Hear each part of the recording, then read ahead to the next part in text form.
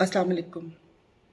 अब तो शर्म को भी शर्म आ गई होगी जो हम इस हुकूमत को दिलाने की कोशिश करते हैं। बहुत ही ढीठ और बेशर्म लोग मुसल्लत हैं कि जो आप लोग दावे तो करते हैं बुलंदो बांग कि पाकिस्तान इतनी तरक्की कर रहा है कि उस तरक्की से दूसरे ममालिक जल रहे हैं। पाकिस्तान कौन सी बुलंदियों पर पहुंच गया, इतनी बुलंदियों पर पहुंच गए आप लोग कि आपको ज़मीन पे रेंगने वाले ये कीड़े मकोड़े और उनके हकूक़ नज़र नहीं आते। दारुल हुकूमत, दारुल खिलाफा, 2 हॉस्पिटल्स और दोनों हॉस्पिटल्स की जो सहूलियात हैं वो आपको भी पता है और हमें भी पता है। ये जो इंसानियत सोज वाक़या हुआ है कि जिससे इंसानियत शर्मा जाए, माओं के जिगर गोशे, आप लोगों की गफलत से वो उस आग में आप लोगों ने झोंक दिए। किधर है मुस्तफ़ा कमाल साहब? बहुत हामी है ना, बहुत शौक है सूबे बनाने का, तो भाई पहले 28 किलोमीटर का रकबा तो संभाल लो, ये 2 हॉस्पिटल तो संभाल लें कि जिसका अरबों रुपए का बजट, उसके अलाउंसेस, उसका फ्री पेट्रोल, तब आपके ताम झाम सारी चीजें। शर्म आनी चाहिए।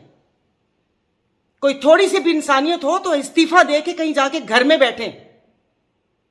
उससे पहले 2025 में पाकपतन में डिस्ट्रिक्ट हेड जो हॉस्पिटल है वहां पर 20 बच्चों का ये इसी तरीके से वहां पर जी के वो इनक्यूबेटर में थे और वो उस नर्सरी में उन बच्चे इस दुनिया से चले गए।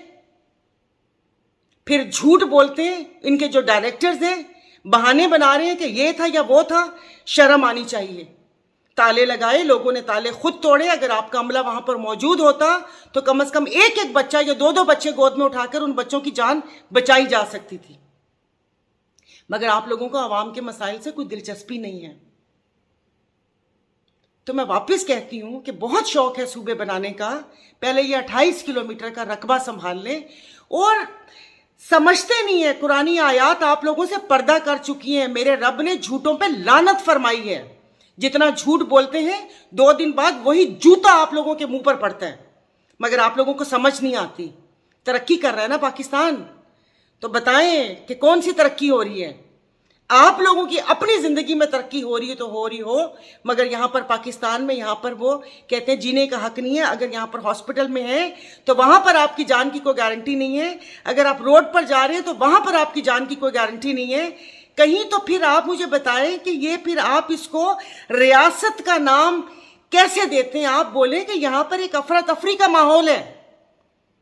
ये कोई वर्स्ट किस्म की है कि जहां पर इंसान की जानो माल की कोई ना अहमियत है, ना उनकी कोई दाद रसी करने वाला है।